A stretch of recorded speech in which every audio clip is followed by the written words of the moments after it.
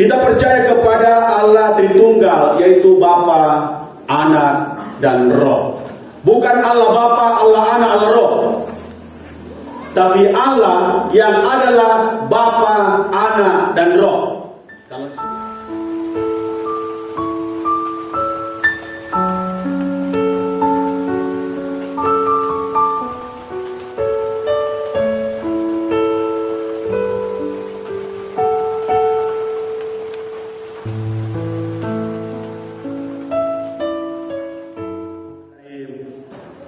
Yohanes pasal 5 ayat yang ke-22 sampai 24. Kemudian Roma pasal yang ke-8 ayatnya yang ke-15. Yohanes pasal 5 ayat 22 sampai 24. Bapa tidak menghakimi siapapun, melainkan telah menyerahkan penghakiman itu seluruhnya kepada Anak, supaya semua orang menghormati Anak sama seperti mereka menghormati Bapa. Barang siapa tidak menghormati Anak, ia juga tidak menghormati Bapa yang mengutus dia. Roma 8 ayat 15. Sebab kamu tidak menerima roh perbudakan yang membuat kamu menjadi takut lagi, tetapi kamu telah menerima roh yang menjadikan kamu anak Allah. Oleh roh itu kita berseru, Ya Abba, Ya Bapa. Demikian firman Tuhan yang saya bacakan, kita renungkan bersama tentang ajaran Alkitab mengenai Bapa, Anak, dan Roh. 2 minggu lalu kita belajar tentang Allah dan sampai kepada istilah Trinitas atau istilah Tritunggal. Ya. Di depan saya ada, atau depan kita ada istilah Tritunggal atau Trinitas. Istilah ini tidak ada di Alkitab, tapi prinsip ajarannya ada. Kita percaya kepada Allah Tritunggal, yaitu Bapa, Anak, dan Roh. Bukan Allah Bapa, Allah Anak, Allah Roh, tapi Allah yang adalah Bapa, Anak, dan Roh. Kalau disebut Allah Bapa, Allah Anak, Allah Roh, lain itu, maknanya lain. Kalau disebut Allah yang adalah Bapa, Anak, dan Roh, saya sudah jelaskan minggu lalu bahwa Bapa itu berbeda dengan Anak, tapi dia terpisah. Bapa itu berbeda dengan Roh Kudus, tapi dia terpisah. Dan juga sebaliknya. Ketiganya adalah satu. Bahasa aslinya Ehad. Itu dalam Ulangan pasal yang ke-6 ayat 4. Adonai Haloheinu, Adonai Ehad. Dalam kalimat syahadat orang Israel, Ulangan pasal 6 ayat 4, Shema Yisrael, dengarlah hai Israel, Tuhan itu Allah kita, Tuhan itu Esa, atau Tuhan itu satu. Ajaran Alkitab Perjanjian Lama, Perjanjian Baru mengajarkan bahwa Allah itu hanya satu.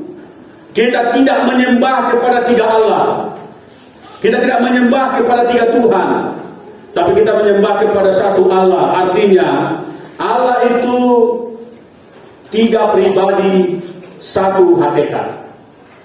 Allah itu tiga pribadi, satu hakikat, yaitu Bapa, Anak, dan Roh Kudus.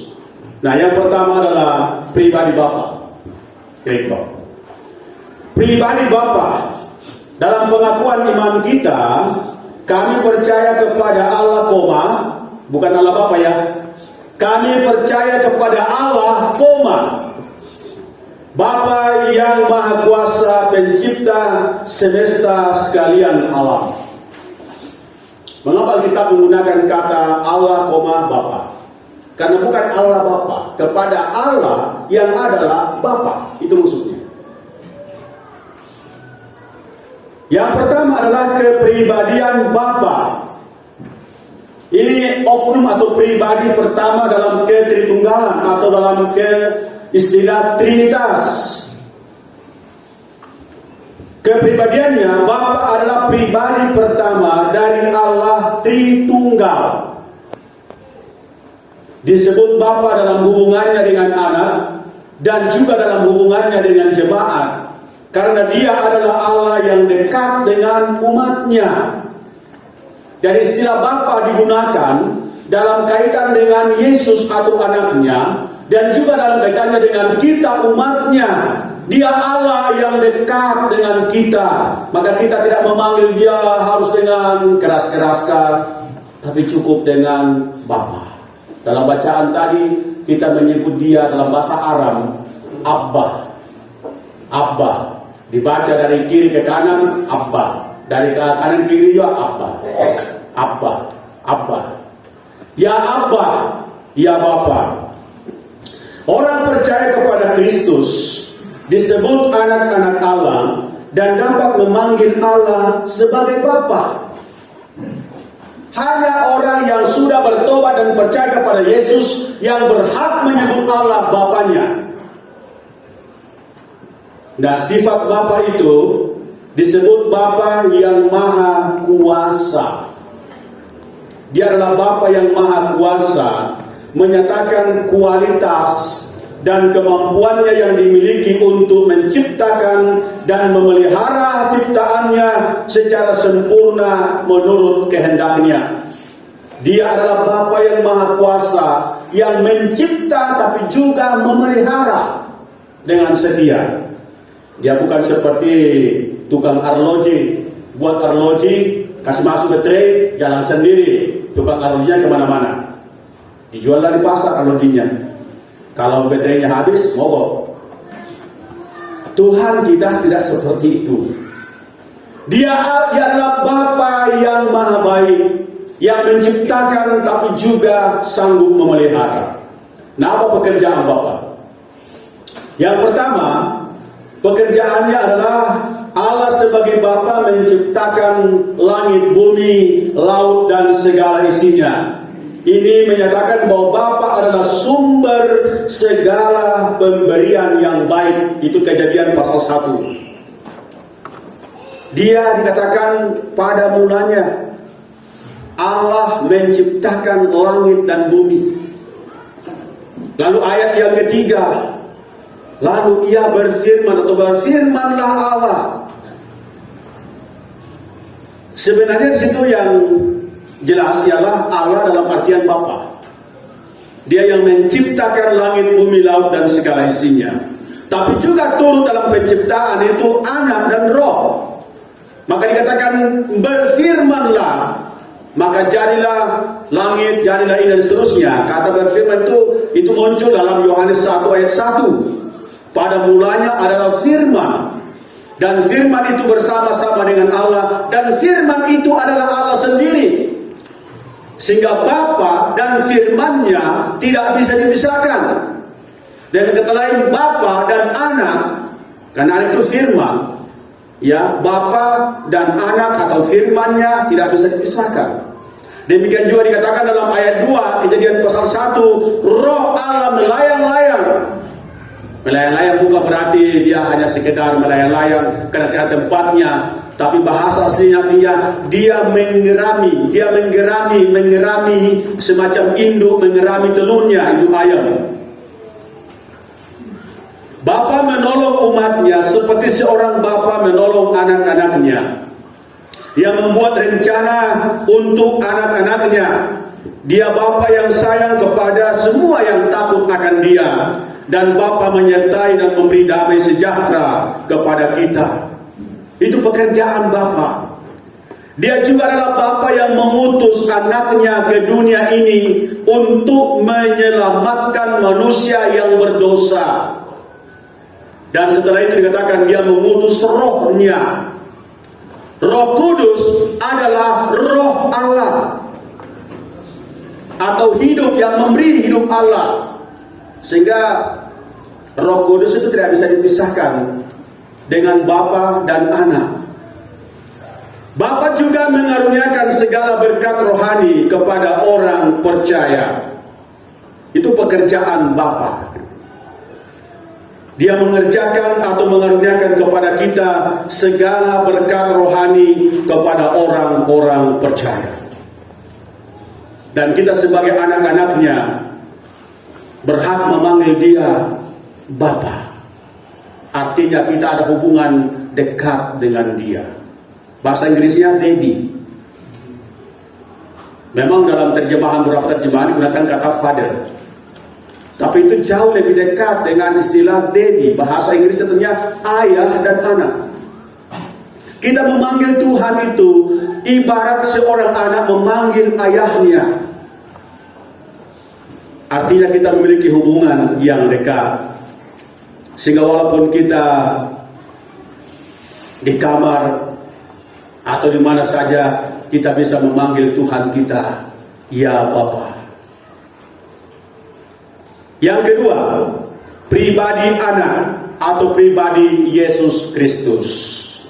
Pengakuan iman kita, kami percaya kepada Yesus Kristus, anak Allah yang tunggal, yang menjelma jadi manusia sejati, mati, hidup, dan naik ke surga, adalah juru selamat, pengudus, tabib samawi, bukan semawi ya, samawi. Samawi itu sama dengan langit. Imam besar dan raja atas segala raja yang akan datang kembali. Siapakah anak itu?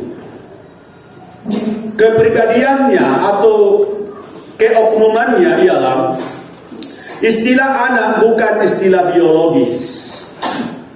Jadi bukan berarti Allah itu kawin lalu lahirlah anaknya. Itulah Yesus. Ya. Istilah anak bukan bermakna arti biologis, tapi ini adalah sifatnya gelar atau sebuah sebutan untuk pribadi kedua dari Allah Tritunggal. Seringkali kita dipojok-pojokkan, orang Kristen itu memiliki Allah namanya anak, berarti Allahnya kawin, lahirlah Yesus namanya anak. Ya, istilah anak bukan, tidak selamanya istilah anak itu artinya biologis. Saya kira Bapak Ibu yang punya rumah ada namanya anak tangga. Pernahkah tangganya menikah dan melahirkan? Anak kunci, pernahkah kuncinya menikah dan melahirkan? Anak tangga dia bagian dari tangga. Anak kuncatnya bagian dari kunci. Kalau Yesus disebut anak Allah, artinya Yesus adalah Allah. Istilah anak dipakai dalam hubungannya dengan Bapa. Anak diutus oleh Bapa ke dalam dunia untuk datang menebus dunia. Anak dan Bapa dikatakan sama-sama mengutus Roh Kudus ke dalam dunia ini. Yesus disebut anak Allah sama seperti Bapa yang adalah Allah sendiri. Nah, sifat anak atau sifat Yesus Kristus. Anak atau Yesus adalah Allah sejati dan manusia sejati. Bukan setengah Allah, bukan setengah manusia. Yesus itu adalah 100% Allah dan 100% manusia. Bukan setengah Allah, setengah manusia. Nah, ada yang persoalkan, mengapa Yesus bisa mati? Karena dia adalah manusia. Allah tidak pernah mati, tapi Yesus pernah mati. Karena dia adalah manusia. Ia disebut Allah sejati karena ia memiliki nama Allah. Dia memiliki sifat-sifat keallahan dan melakukan pekerjaan yang dilakukan oleh Bapa, seperti mencipta dalam Yohanes pasal 1 ayat 1 dan ayat yang kedua. Ia disebut manusia sejati karena dia memiliki unsur dasariah manusia. Ia memiliki nama-nama manusia. Ia disebut anak manusia dan memiliki sifat kemanusiaan pada umumnya. Dia lahir seperti manusia. Dia juga makan seperti manusia. Dia juga pernah lapar. Dia juga pernah menangis. Bahkan dia mengalami pertumbuhan. Jadi bukan berarti Yesus langsung lahir simsalabim langsung jadi besar. Tapi Injil Lukas pasal 2 mengatakan dia mengalami proses pertumbuhan, makin hari makin bertambah besar.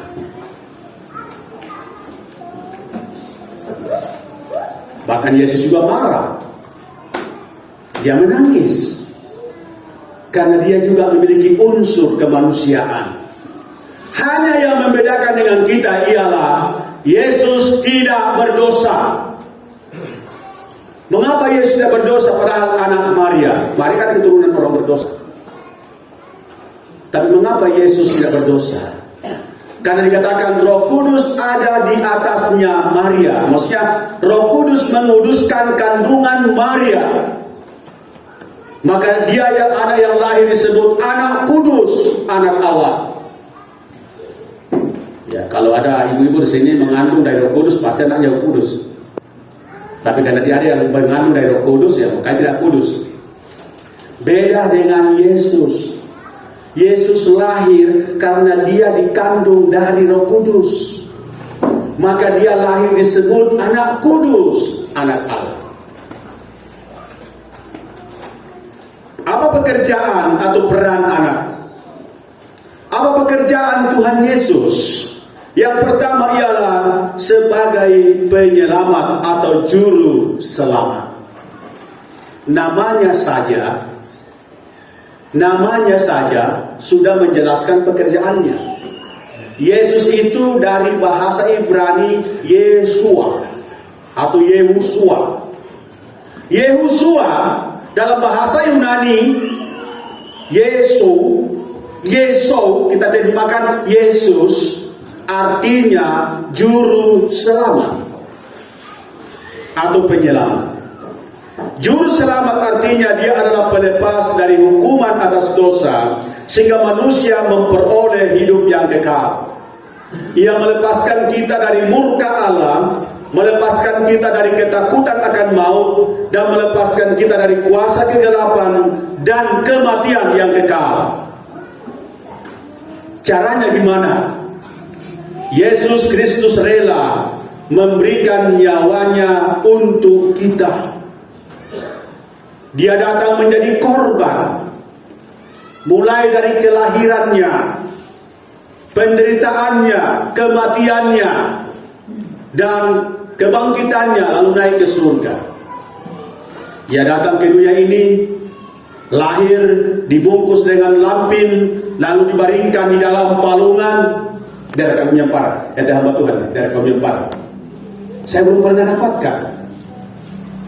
Yang saya tahu bahwa itu penafsiran. Karena palungan kita kaitkan dengan kandang. Kalau ada palungan berarti ada kandang. Mungkin itu terjemahan atau itu adalah penafsiran. Tapi yang menjelaskan kepada kita atau makna di situ ialah Yesus datang ke dunia ini, turun dalam kehinaan, dia menderita, mati, tapi bangkit kembali dan naik ke surga. Itu semua dilakukan adalah untuk menebus kita manusia yang berdosa.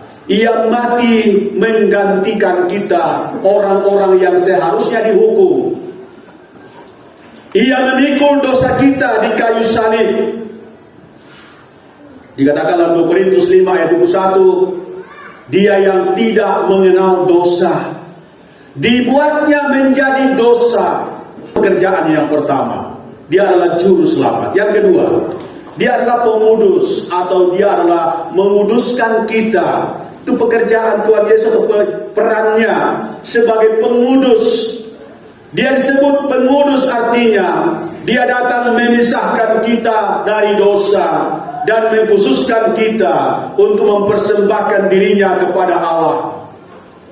Sebagai pengudus, dia mempersembahkan dirinya di kayu salib, mendiami hati kita untuk menguduskan. Kata kudus artinya dipisahkan, diasingkan, ditersendirikan. Bukan berarti kalau kita kudus artinya kita ini orang sudah suci, tidak ada lagi dosa. Tapi kudus artinya kita ditersendirikan oleh Allah. Yesus datang membuat pemisahan, memisahkan kita seperti memisahkan domba dari kambing. Itu istilah kudus.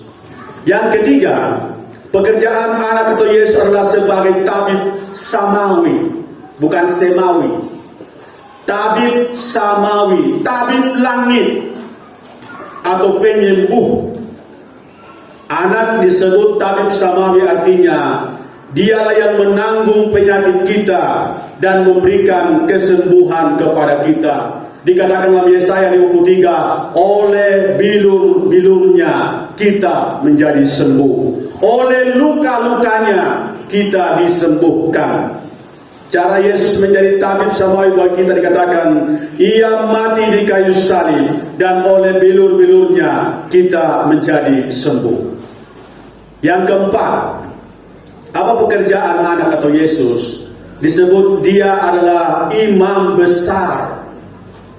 Apa pekerjaan imam besar? Pekerjaan imam besar nomor satu adalah pengantara. Kalau nabi itu juga pengantara dari Allah kepada manusia, itu nabi. Utusan Allah kepada manusia itu nabi, dari atas ke bawah.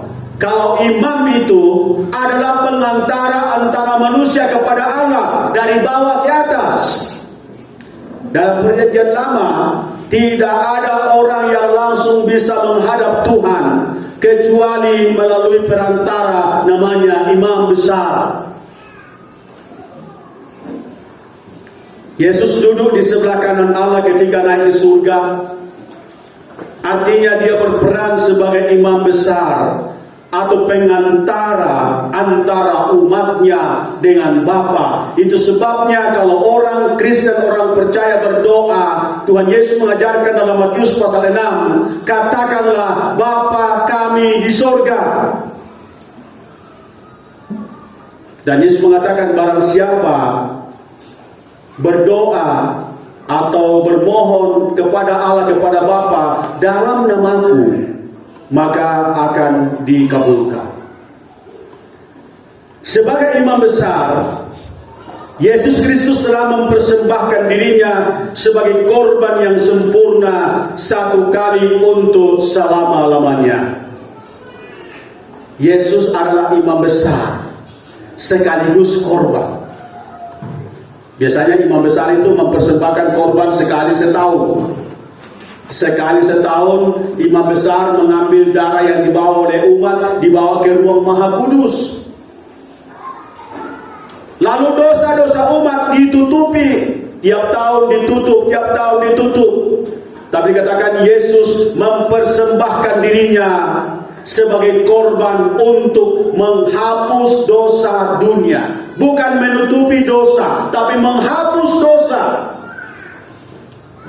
Dan dia juga sekaligus adalah imam besar, mempersembahkan dirinya jadi korban yang disebut anak domba Allah yang menghapus dosa dunia ini. Itu sebabnya Yohanes Pembaptis kalau dibaca dalam kitab Injil Yohanes pasal yang pertama pasal 2 ayat 29, Yohanes berkata, lihatlah anak domba Allah yang menghapus dosa dunia. Sebagai imam besar, dia juga senantiasa berdoa untuk kita dan turut merasakan kelemahan-kelemahan kita. Dia adalah imam besar yang turut berdoa untuk kita, bahkan merasakan kelemahan-kelemahan kita, umatnya di bumi ini. Pekerjaannya sebagai imam besar itu dimulai sejak ia menyerahkan dirinya sebagai korban sampai ia datang kembali. Itu pekerjaannya yang keempat. Yang kelima, pekerjaan Yesus yang kelima atau anak adalah sebagai raja yang akan datang kembali. Dia adalah raja yang akan datang kembali. Sebagai raja yang akan datang kembali, ia akan mengangkat orang-orang percaya untuk hidup bersama-sama dengan dia. Ia akan datang menghukum si pendurhaka, yaitu si iblis dan roh-roh jahatnya.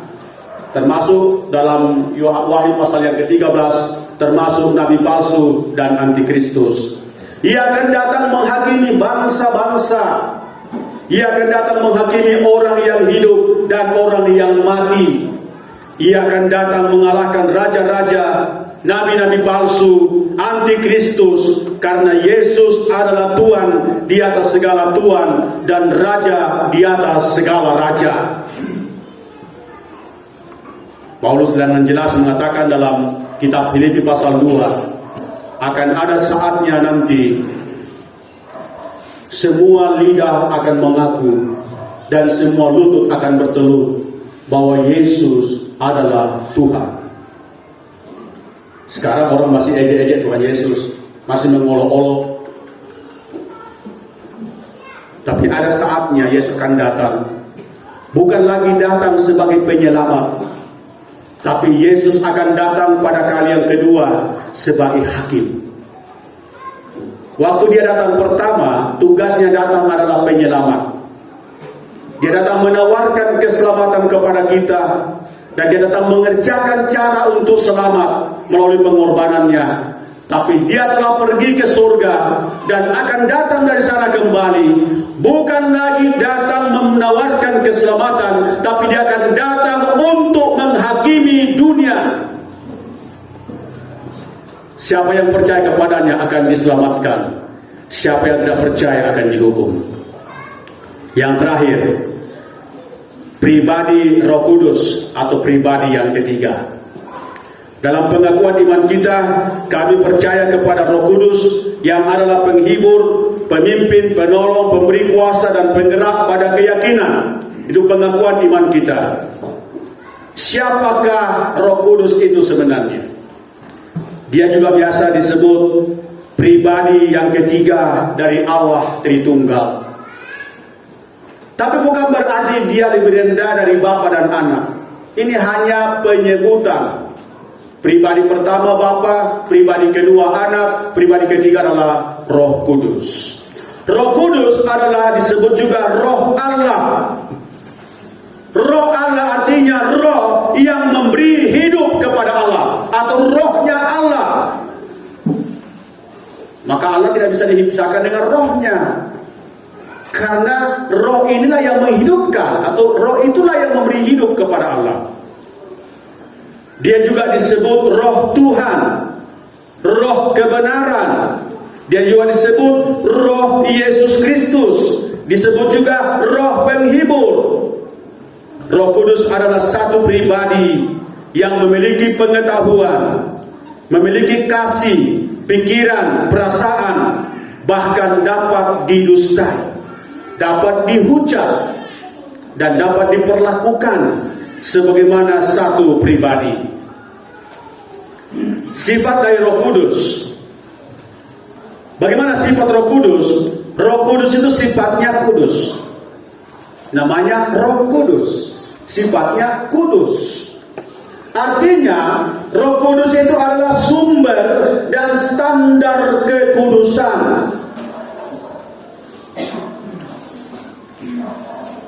Segala pekerjaan dan pengaruhnya adalah kudus. Segala pekerjaan dan pengaruhnya adalah kudus. Dia disebut Roh Kudus. Dia juga biasa dipanggil Roh Allah. Jangan diputar ya. Alkitab menuliskan Roh Allah, jangan Allah Roh. Tidak bisa diputar. Allah bukan, dia disebut Roh Allah, Roh Kristus, Roh kebenaran. Tidak bisa kebenaran roh. Apa pekerjaan Roh Kudus atau peran Roh Kudus? Yohanes 14, dia adalah penghibur. Pekerjaannya menghiburkan. Yesus katakan, aku akan pergi, adalah lebih baik kalau aku pergi, karena kalau tidak aku pergi, penghibur tidak akan datang kepada kamu. Saya akan pergi dan akan mengutus kepadamu seorang penolong yang lain yang akan menghiburkan kamu. Kata penghibur artinya pengacara yang menangani kasus seseorang, atau sekutu yang memihak, menguatkan dan memberi semangat. Dia memberikan kita semangat, spirit. Roh Kudus sebagai penghibur artinya ia senantiasa memihak kita. Ia senantiasa menyertai dan menguatkan kita dan memberikan kita semangat, sehingga di saat kita berduka, di saat kita lemah, di saat kita tidak mampu, di saat kita kecewa, di saat kita gelisah, ada Roh Kudus yang memberi semangat. Itu pekerjaannya. Maka kita harus berdoa. Tapi jangan juga terlalu ekstrim ya. Ada lagu, selamat pagi Bapa, selamat pagi Yesus, selamat pagi Roh Kudus. Ya saya merenung, bagus juga itu lagu. Artinya dia membawa ke dalam bahasa manusia tentang hubungan dengan Tuhan itu yang dekat dengan kita. Dia membahasakannya dalam bahasa manusia, bahwa dia adalah Allah yang dekat dengan manusia. Yang kedua, sebagai pemimpin. Pekerjaan Roh Kudus adalah sebagai pemimpin atau memimpin. Roh Kudus sebagai pemimpin artinya Roh Kudus menuntun atau membimbing kita agar tidak menuruti keinginan daging. Dia memimpin kita kepada kebenaran. Roh Kudus memimpin kita kepada hal-hal yang baik. Roh Kudus tidak pernah memimpin kita kepada pemberontakan atau kepada kelakuan dan perbuatan yang tak senonoh. Roh Kudus tidak pernah memimpin kita untuk melakukan hal-hal yang bertentangan dengan firman Tuhan. Tapi dia selalu memimpin kita kepada kebenaran. Tindakan Roh Kudus sebagai pemimpin, yaitu memimpin kepada seluruh kebenaran, memberikan pengarahan, memberikan tugas, mengambil keputusan, dan memberi larangan. Roh Kudus melarang kita untuk melakukan hal-hal yang bertentangan dengan firman-Nya. Yang ketiga, pekerjaannya adalah sebagai penolong. Ini perannya sebagai penolong. Roh Kudus sebagai penolong artinya dia menyertai dan memberikan bantuan kepada orang percaya kapan saja dan di mana saja. Kita memiliki penolong yang setia, yaitu Roh Kudus. Sebagai penolong, Roh Kudus memberi kemampuan untuk menerangi pikiran kita, mengerti firman Tuhan. Itu sebabnya banyak orang tidak memahami firman Tuhan, bahkan tidak mau menerima firman Tuhan karena bukan Roh Kudus yang bekerja. Kami hamba-hamba Tuhan hanya memberitakan firman Tuhan, tapi yang membuat orang mengerti dan melakukan firman Tuhan hanya Roh Kudus. Maka sehebat apapun kami hamba Tuhan, kalau bukan Roh yang bekerja, tidak akan ada artinya. Roh Kudus yang memberikan karunia-karunia khusus kepada orang-orang percaya menurut kehendak-Nya. Dia memperlengkapi kita sejak bertobat dan menerima Yesus. Dia lengkapi kita dengan kemampuan khusus, namanya karunia-karunia. Nah, ini yang tidak dipahami. Banyak orang Kristen tidak mengerti apa karunianya. Nah, saya itu karunia mama. Apa karunia kita masing-masing? Pasti ada, hanya kita tidak mengerti. Untuk tahu karunia kita ialah apa yang kita senang lakukan dan membangun orang lain, itu karunia. Ya, nanti mak nasihati, pada pemalamba tahu, tanya karunia kita tahu. Wah, mana anak nasihatin ni? Ini aku nasihatin kau. Payahnya dinasihati lah kau, bukannya kuat, malah besok. Tanya karunia tidak tahu. Ada juga orang yang bukan karunia menyanyi, pamen dolong-dolong menyanyi.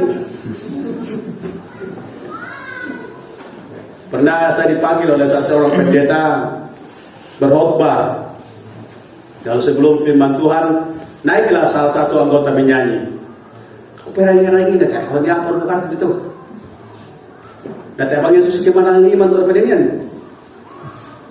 Nang kata kami Pak Pendeta, nang biasa kami nanti di bapak Pak, nang ya itu saya buton dah mana. Kau tolong dikasih tahu Pak, dia tidak memiliki karunia menyanyi. Kalau dia bukan karunianya, jangan dipaksa. Dia 4 karunia sengak. Mungkin menerima tamu cocok. Pak Tadu kan cocok menerima tamu kemarin ke pepaya mungkin. Orang yang menerima tamu itu orang yang ceria. Bukan cantik, tapi orang yang gampang ramah sama orang. Biar ada dua mutu. Seto tahu, hanya atau karunia menerima tamu toh. Jangan ditempatkan sembarang. Tuhan memperlengkapi kita dengan karunia-karunia, kemampuan-kemampuan khusus, entah 1, entah 2, entah 5 atau lebih. Persoalannya ialah seringkali kita tidak tahu dan tidak mempergunakan. Roh Kudus juga menolong kita dalam kelemahan. Bahkan Ia sendiri berdoa kepada Allah dengan keluhan-keluhan yang tak terucapkan. Mungkin kita sudah tidak mampu berdoa karena fisik kita sudah lemah, tak berdaya. Mungkin kita sudah pingsan. Tapi ada Roh Kudus berdoa kepada Bapa dengan keluhan-keluhan yang tak terucapkan. Yang penting kita hidup dengan Tuhan, berserah kepada Tuhan. Ada roh yang memimpin kita berdoa. Nakwa Pak Ardis, nakwa aduh, tahu mereka kumambak ke bongi ten so mikir mas sambayang ke minggu. Bukan nama asal kayak itu mas sambayang Pak. Nakwa mengasangan. Lihat Pak Ardis. Tidak usah takut berdoa Pak. Roh Kudus yang berdoa kepada Bapa dengan keluhan-keluhan yang tak terucapkan. Serahkan saja diri kepada Tuhan. Tuhan yang pimpin, Tuhan yang mengajar kita berkata-kata apa yang pantas keluar dari mulut kita. Dia adalah roh penolong yang menolong umatnya. Yang keempat, apa pekerjaan Roh Kudus? Dikatakan dia memberi kuasa, pemberi kuasa. Artinya dia memberikan kesanggupan dan kemampuan khusus kepada orang percaya. Tuhan Yesus katakan, kepadaku telah diberikan segala kuasa di sorga dan di bumi. Karena itu pergilah, itu dalam Matius 28 ayat 19 dan 20. Roh Kudus yang memberi kuasa kepada hamba-hamba Tuhan. Roh Kudus yang memberikan kuasa kepada Petrus ketika Ananias dan Safira datang bawa persembahannya setengah-setengah dan menipu. Petrus katakan, betulkah Ananias sekian hasil penjualan tanah? Oh sekian Pak. Petrus katakan, mengapa engkau dengan istrimu sepakat mendustai Roh Kudus? Bagaimana Petrus tahu hati dari Ananias dan Safira? Itu kuasa Roh Kudus. Roh Kudus yang memampukan kita melakukan hal-hal yang luar biasa, yang sifatnya extraordinary. Hal-hal yang tidak mungkin kita lakukan bisa terjadi. Dia memberi kuasa, kemampuan khusus yang dimaksud adalah kemampuan untuk memperoleh kemenangan dan kekuatan. Yang kelima, pekerjaan Roh Kudus yang kelima adalah penggerak pada keyakinan. Dia yang menggerakkan kita kepada keyakinan. Artinya Roh Kudus bekerja dalam hati orang percaya orang yang tidak percaya untuk membuatnya berbalik kepada Tuhan. Jadi Roh Kudus bukan hanya bekerja di antara orang percaya, di antara orang yang tidak percaya. Kalau orang itu dipilih oleh Tuhan, pasti suatu saat Tuhan gerakkan untuk bertobat. Lambat atau cepat, pasti bertobat. Makanya biasa orang bersaksi, dulunya dia membenci orang percaya, orang Kristen, tapi lama-lama dia sendiri tertangkap dan bertobat. Seperti Rasul Paulus yang dulunya Saulus, yang menggebu-gebu, menantang dan mencari orang yang mengikut jalan Tuhan sampai ke Damsyik. Tapi Tuhan tangkap di jalan. Dan Yesus berkata kepadanya, mengapa engkau menganiaya aku? Dan Saulus bertobat. Lalu dia diutus kurang lebih 2 tahun ke Arab sekolah, dan kemana di Arab sekolah. Dan Tuhan memperlengkapi dia kembali dengan kemampuan khusus untuk menjadi rasul bagi orang-orang non-Yahudi. Pekerjaannya ialah menggerakkan hati orang tidak percaya untuk berbalik dan bertobat. Maka dalam Injil Yohanes pasal 16 dikatakan dia akan menginsafkan dunia akan dosa, akan kebenaran dan penghakiman. Caranya ialah Roh Kudus bersaksi tentang Yesus. Roh Kudus menginsafkan dunia akan dosa dan kebenaran dan penghakiman. Dan Roh Kudus menuntun seseorang mengambil keputusan untuk percaya. Setiap kita sebelum bertobat kita disebut mati secara rohani. Sebelum kita bertobat kita semua disebut mati. Ketika saya kuliah di Bandung, teman-teman katakan begini, katanya di Toraja, orang Toraja bisa kasih jalan mayat, Pak. Saya bilang, oh iya betul, banyak mayat di Toraja jalan, mayat-mayat rohani. Selalu banyak di Toraja mayat-mayat rohani, maksudnya yang belum bertobat. Tapi soal mayat jenazah saya belum pernah lihat. Saya juga tidak bisa bohong, saya belum pernah melihat. Hanya dari kata orang. Tapi mayat-mayat rohani banyak jalan di Toraja. Maksudnya yang belum bertobat secara rohani kan mati. Nah, sebelum Roh Kudus menerangi dan mengubah hati kita, kita tidak mungkin percaya kepada Yesus. Roh Kuduslah yang mengubah hati orang. Roh Kuduslah yang menghidupkan kerohanian kita yang mati. Itu sebabnya Yesus katakan, siapa yang menghujat Roh Kudus tidak dapat diampuni. Karena Roh Kudus yang bekerja mengubah kita. Kalau kita dengan sengaja menantang Roh Kudus, dengan sengaja menghujat, dengan sengaja membelakangi dan menolak, siapa lagi yang akan membuat kita bertobat kalau bukan Roh Kudus? Saya sampai kepada kesimpulan terakhir. Kesimpulan yang pertama ialah Allah sebagai Bapa menciptakan langit bumi dan segala isinya dengan firman-Nya bersama dengan Roh Kudus. Bapa menciptakan alam semesta bersama dengan firman-Nya yaitu anaknya dan dengan Roh-Nya. Dia juga yang mengutus anak ke dunia ini atau mengutus Yesus ke dunia dan mengutus Roh Kudus ke dalam dunia ini. Yang kedua, anak diutus oleh Bapa ke dalam dunia ini untuk menjadi penebus dunia. Anak dan Bapa mengutus Roh Kudus ke dalam dunia dalam zaman gereja ini. Anak datang ke dalam dunia sebagai juru selamat satu-satunya. Dialah imam besar kita dan raja yang akan datang kembali. Dan yang ketiga, Roh Kudus adalah Roh Allah yang memberi hidup. Roh Kudus adalah Roh Allah yang memberi hidup. Dia disebut Roh Allah dan Roh Yesus Kristus. Roh Kudus telah diutus oleh Bapa dan Anak sebagai penghibur orang percaya, sebagai pemimpin, penolong, pemberi kuasa dan penggerak pada keyakinan. Karena itu jangan khawatir, jangan ragu-ragu beriman dan percaya kepada Allah di dalam nama Yesus, karena Dialah satu-satunya Allah yang benar. Mari kita berdoa. Terima kasih Tuhan untuk bagian-bagian firman-Mu yang hamba jelaskan melalui pelajaran pada hari ini. Mohon Roh Kudus menanam dalam hati kami dan memberi kami pengertian baru.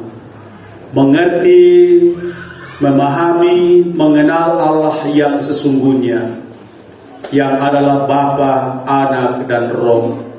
Sehingga kami bukan penyembah Allah yang tidak jelas, tapi kami adalah penyembah Allah yang benar. Allah satu-satunya yang kami kenal di dalam pribadi Yesus Kristus. Kami berdoa bersyukur dalam nama Tuhan Yesus. Amin.